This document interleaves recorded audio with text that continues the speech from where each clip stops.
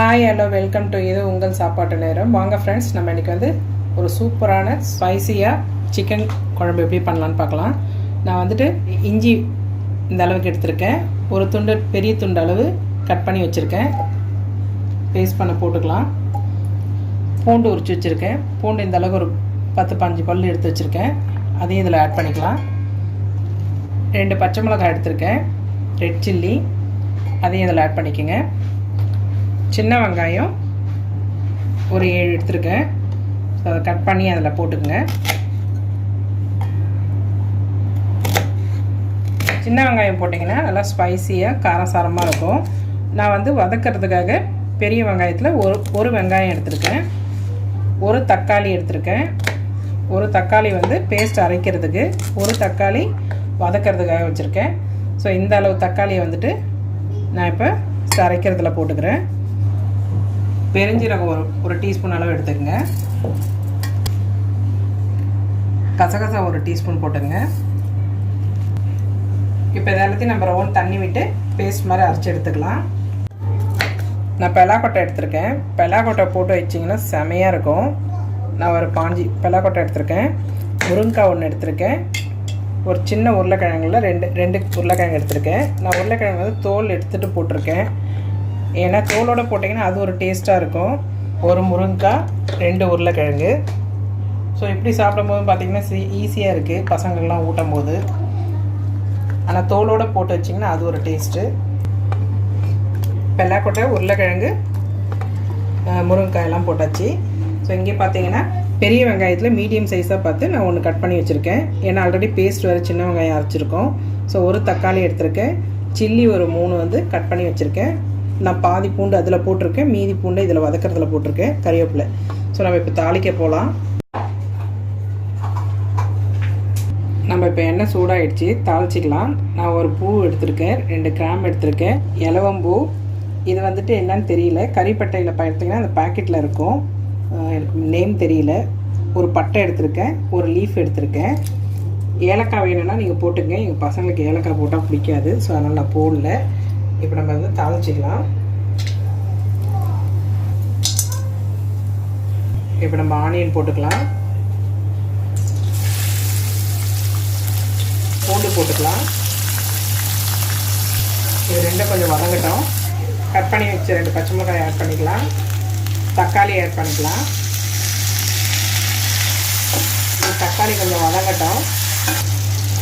இப்போ இது கூட நம்ம அரைச்சி வச்ச அந்த மசாலாவை அதில் ஆட் பண்ணிக்கலாம்.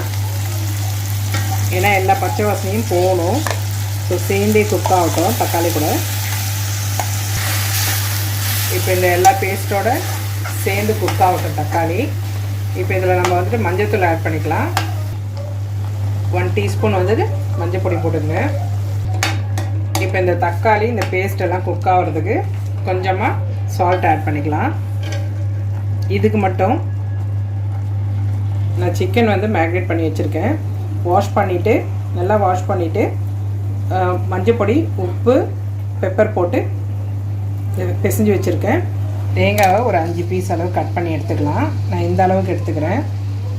ஸோ இப்போ இதை வந்துட்டு நம்ம இந்த பேக்கில் இருக்கிற பிளாக்கை வந்துட்டு எடுத்துடுங்க. இல்லைனா வந்துட்டு கொஞ்சம் கருப்போ கலந்து வர மாதிரி வரும். ஏன்னா ஃப்ரெஷ்ஷாக இருக்கும். பேக்கில் இருக்கிற ஸ்கின்னை கொஞ்சம் எடுத்துகிட்டு போட்டிங்கன்னா உங்களுக்கு மெதன்னு இருக்காது. இல்லைனா அது கலரும் பார்த்தீங்கன்னா ப்ரௌன் கலர் கலந்து வரும். ஸோ இப்படி பியூராக ஒயிட்டாக போட்டிங்கன்னு வைங்களேன், சூப்பராக இருக்கும் தேங்காய். இப்போ ரா ஸ்மெல் போயிட்ட பிறகு நம்ம இந்த சிக்கனை இதில் ஆட் பண்ணிக்கலாம்.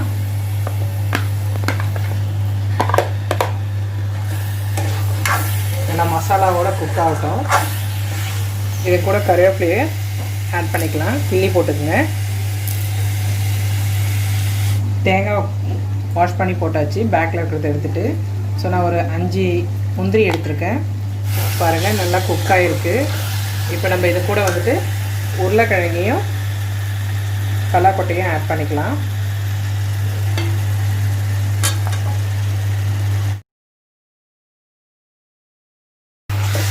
எல்லாத்தையும் ஒன்றா கிண்டிக்குங்க. இப்போ காய்க்கு வந்துட்டு நான் எதுவும் வந்துட்டு உப்பு போடலை. மொத்தமாக எல்லாத்துக்கும் குழம்பு ஊற்றும் போது சேர்த்து போட்டுக்கலாம். தண்ணி ஆட் பண்ணி நம்ம இப்போ இதை அரைச்சி எடுத்துக்கலாம். பேஸ்ட் இந்த பதத்துக்கு அரைச்சி எடுத்தாச்சு. இப்போ நம்ம வந்து குழம்பு கூட்டிக்கலாம். குழம்புத்தூள் வீட்டுத்தூள் இது. நான் வேறு எந்த கரம் மசாலாவும் ஆட் பண்ணல. வீட்டுத்தூள் 2 டீஸ்பூன் ஆட் பண்ணிக்கிறேன். அப்படி கலந்து விட்டுட்டு நம்ம தண்ணி ஆட் பண்ணிக்கலாம். தேவையான அளவு தண்ணி ஆட் பண்ணிக்கோங்க. பலாக்கொட்டையை நீங்கள் வந்து முருங்கைக்காய் கூட சேர்த்து கூட போடலாம், கொதிச்ச பிறகு கூட போடலாம். ஆனால் இதோட சேர்ந்து வேகும்போது இன்னும் நல்லா சாஃப்டாக இருக்கும். கொதிக்குது, இப்போ பாருங்க கொதிக்குது. இப்போ இந்த பதத்தில் வந்துட்டு நம்ம முருங்கைக்காய் வச்சுருக்க முருங்கைக்காயை ஆட் பண்ணிக்கலாம். இப்போ நம்ம முருங்கைக்காய் இதில் ஆட் பண்ணிக்கலாம்.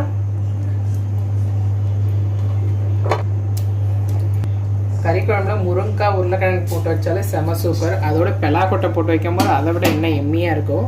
ஸோ இப்போ நம்ம வந்து முருங்கைக்காய் உருளைக்கிழங்கு பெலாக்கொட்டை, ஸோ குழம்புக்கு தகுந்த உப்பு இப்போ ஆட் பண்ணிக்கலாம். நம்ம கல் உப்பு நான் ஒரு 1.5 டீஸ்பூன் அளவு போட்டுக்கிறேன்.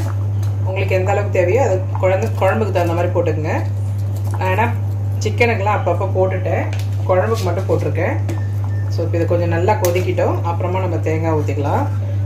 இப்போ இதை ஸ்லோ ஃப்ளேமில் வச்சு கொஞ்சம் மூடி போட்டு கொதிக்க விட்டுக்கலாம். நல்லா கொதித்து ஈடெல்லாம் பதிஞ்சிருக்கு. நம்ம இப்போ வந்துட்டு முருங்காயும் குக்காயிருக்கு. ஸோ இப்போ வந்துட்டு தேங்காய் ஊற்றி ரொம்ப நாளைக்கு கொதிக்கூடாது. ஸோ அதனால் வேண்டி காயெல்லாம் கொஞ்சம் கொதிச்ச பிறகு வெந்த பிறகு ஊற்றுனீங்கன்னா செத்த நாளையில் நிறுத்திடலாம். இப்போ நம்ம இந்த பதத்தில் இங்கே பாருங்க, கறி நல்லா வெந்திருக்கு, உருளைக்கிழங்கும் நல்லா வெந்திருக்கு. பாருங்கள் நல்லா சாஃப்டாக குக் ஆகிருக்கு. தேங்காய் அரைச்சி வச்சதை அதை ஊற்றிக்கலாம். நம்ம வாஷ் பண்ணி வச்ச கொத்தமல்லி தழையை கிள்ளி போட்டுக்கலாம். ஸோ கறி குழம்பு ரெடி. சூப்பரான ஸ்பைசியான கறி குழம்பு இட்லியோட தோசையோடு சாப்பிடும்போது இன்னும் ரொம்ப எம்மியாக டேஸ்டியாக இருக்கும். சாதத்தை கூட சாப்பிடும்போதும் இல்லை இட்லி தோசையோட கறி குழம்பு சாப்பிடும்போதும், நம்ம தீபாவளிக்கு தான் வந்து இட்லி தோசையில் சாப்பிடுவோம். ஸோ அப்படி சாப்பிடும்போது செம்ம சூப்பராக இருக்கும். அது சுட சுட வச்சு இட்லியோடு சாப்பிடும்போது ஒரு 4 இட்லி சாப்பிட்றவங்க 8 இட்லி சாப்பிட்லாம், அந்த மாதிரி இருக்கும். பாருங்கள் செம்மையாக இருக்குது.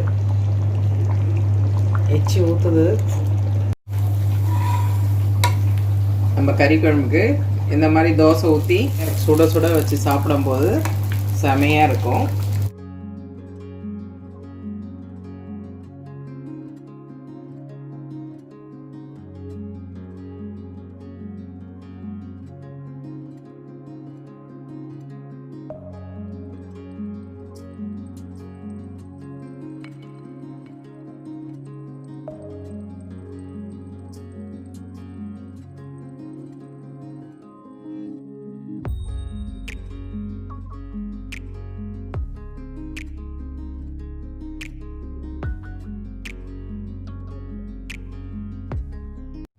பாருங்க, இது வந்து பீட்ரூட் தோசை சால்னா ஊற்றி, இது வந்து சிக்கன் மசாலா தோசை, இது பார்த்திங்கன்னா பிளெயின் தோசை தான் கிறிஸ்பியாக. ஸோ நம்ம இப்போ வந்துட்டு இதில் சிக்கன் குழம்பு ஊற்றி நல்லா ஒரு அடி அடித்தோன்னா செமையாக இருக்கும்.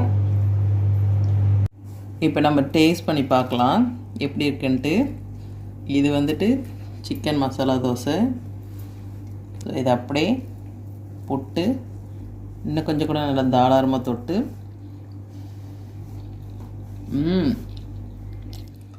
செம்மையாக இருக்குது தோசை. Next beetroot masala. எடுக்கும்போதே கலர்ஃபுல்லாக இருக்குது, சான்ஸே இல்லை. பீட்ரூட் தோசை அதை விட சூப்பராக இருக்குது. இது பாருங்கள் கிறிஸ்பியான தோசை.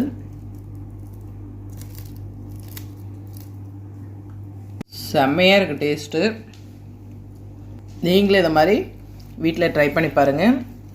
ட்ரை பண்ணி பார்த்து உங்கள் ஃபீட்பேக் கமெண்ட் சொல்லுங்கள். சூப்பராக இருக்குது, எம்மியாக இருக்குது. பிடிச்சிருந்தால் லைக் பண்ணுங்கள், சப்ஸ்கிரைப் பண்ணுங்கள், ஷேர் பண்ணுங்கள். See you in next video. Bye.